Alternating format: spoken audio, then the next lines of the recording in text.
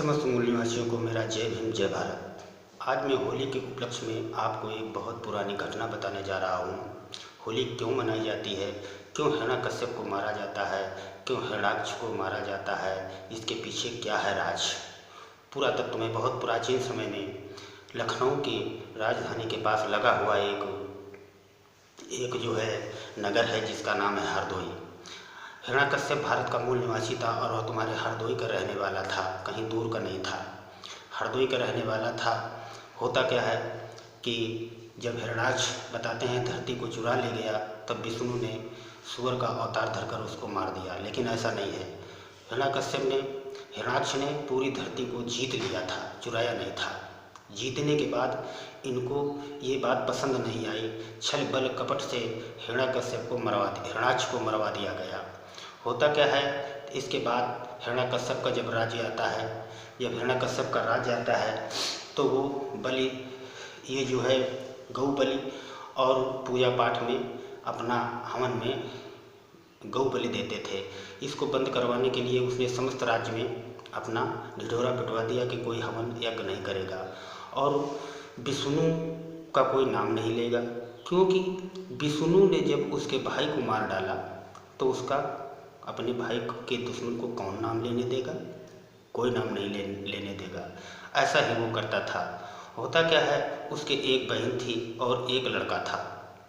एक लड़का था जिसका नाम था प्रहलाद, बहन का नाम था होलिका।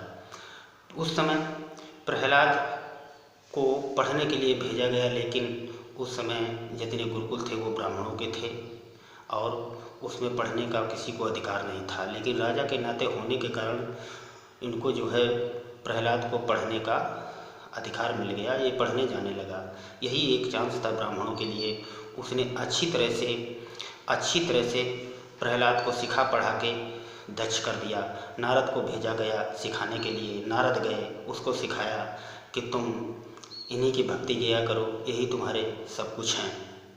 होता क्या है कि विष्णु का नाम जब प्रहलाद लेने लगा तो ये बात हिरण्यकश्यप को अच्छी नहीं लगी और वो बार बार रोकता रहा कि तुम उसका नाम मत लिया करो, वो मेरा दुश्मन है। लेकिन प्रहलाद नहीं मानता है। इसके बाद में जब नहीं मानता है तो उसको अनेक प्रताड़नाएँ दी जाती हैं और घर से निकाल दिया जाता है। जब घर से निकाल दिया जाता है तो वो जाके उसी झुंड में ब्राह्मणों के बैठ जाता है, जहाँ पर उसे पूर्ण वैष्णवी भी बना दिया जाता है। सब ऐप पैदा कर दिए जाते हैं। होता क्या है कि फागुन की पूर्णमासी को यानी होलिका की बारात आने वाली थी। जब होलिका की बारात आने वाली थी उसी दिन उसने सोचा कि आज अपने भतीजी को और खाना खिला दें। वो चुपके से पैसे दे दिया करती थी और खाना भी खिला देती थी। भतीजा होने के नाते खाना भी खिला देती थी। वो सच समझ कर जब वहाँ पहुँची खाना लेके, तो जितने वहाँ बैठे थे वो सभी भूखे सिंह की तरह दौड़ पड़े और उसकी असमत लूट ली। उसको जान से मार भी डाला और मार के उसको जलाने का प्रबंध किया। कोई लकड़ी लाया, कोई छप्पर उतार लाया, कोई चारपाई उठा लाया। इस तरह से उसको फूंक दिया जाता है और जब फूंक दिया जाता है तो सुबह उसकी निशान मिटाने के लिए राख उड़ा दी जाती है। इस सब लोग राख उड़ा देते हैं, जिससे बताते हैं कि धूल उड़ी, यानी धुरेठी मनाई जाती है, उसे धुरेठी कहते हैं। लेकिन इसके बाद में होता क्या है कि वो फैसला पंचायत को सौंपा जाता है। जब वो फैसला पंचायत को सौंपा जाता है तो पंचायत ये फैसला निर्धारित करती है कि इन्होंने एक अबला के ऊपर हाथ उठाया है और उसकी असमत भी लूटी है, इसलिए इनको मौत की सज़ा नहीं बल्कि इनके मस्तक पर अबीर लिख दिया जाए तलवार से।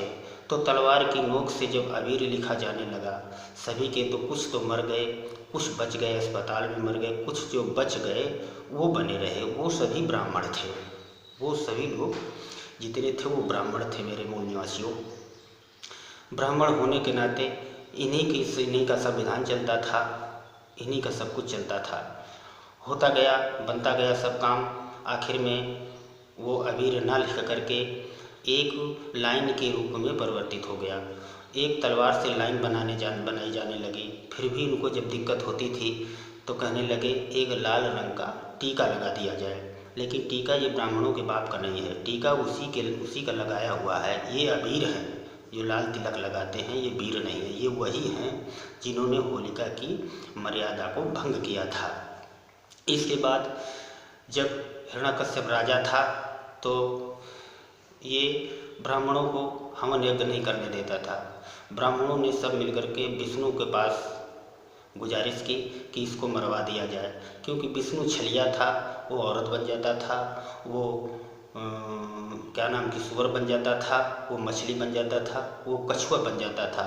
आपको मालूम होगा कि समुद्र मंथन में अमृत को बांटने के लिए औरत का रूप धारण कर लिया। वृंदा का यानी जालंधर की पत्नी वृंदा का अस्तित्व नष्ट करने के लिए ये जालंधर बन जाता है। ये सब काम इसके पास थे। हुआ क्या कि धूरी सांझ थी, इसने क्या किया कि सिंह का मुखौटा पहन करके और उसके मकान में चुपके से घुस जाता है और हिरण्यकश्यप को मार डालता है। क्योंकि जब रात को सिंह आ जाएगा तो हर आदमी डर जाएगा, दिन होता तो नहीं डरता, हर आदमी डर जाता है, लेकिन वो मार देता है। मारने के बाद क्या होता है कि उस पर्व को ये होली के रूप में मनाने लगे। जितने भी त्यौहार हैं या तो शूद्र राजा की विजय पे मनाए गए हों, शूद्र राजा की विजय पर मनाए जा रहे हों, या फिर किसी आर्य राजा के महिमा मंडन के लिए मनाए जा रहे हों, ये सब त्यौहार ऐसे ही मनाए जा रहे हैं। अगर एक बात और है, मान लीजिए जो बताते हैं कि हिरण्यकश्यप नहीं हिरण्य धरती को चुरा ले गया था। अगर वो धरती को चुरा ले गया था तो पैर कहाँ रखा, और पैर कहाँ रखा, और वो किस जगह से गया, कहाँ से गया इतनी बड़ी धरती लेकर के। और बताते हैं कि उसके आसपास विष्ठा की दीवार बना दी। दीवार कहाँ से इतना विष्ठा, ये सब झूठ है, ऐसा कभी नहीं होता, ये सब झूठ लिखा है। और होली के बाद बताया कि मिला भेंटी बना दी, क्योंकि ये साल भर इन शूद्रों के साथ इन अत्याचार करते थे, बहुत सताते थे। मिला भेंटी के दिन कहते थे आओ गले मिल लो, जिससे हम उस दुश्मनी को भूल जाएं। इस तरह से ये त्यौहार मनाया जाता है। हम आपसे गुजारिश करते हैं कि समस्त मूल निवासियों को से कि ये त्यौहार ना मनाएं। ये आपके अपमान का दिन है। होलिका आपकी थी, आपकी बहन थी, आपकी बेटी थी। आपको ये त्यौहार नहीं मनाना चाहिए। जो त्यौहार में खर्चा होता है अरबों खरबों का पैसा, वो अपने बच्चों की शिक्षा के ऊपर लगाएं, जिससे आपके बच्चे शिक्षित हों और मूल निवासियों के इतिहास को जानें और पहचानें। इसी शब्दों के साथ मैं अपनी बात आप तक पहुंचा रहा हूं। जय भीम, जय भारत।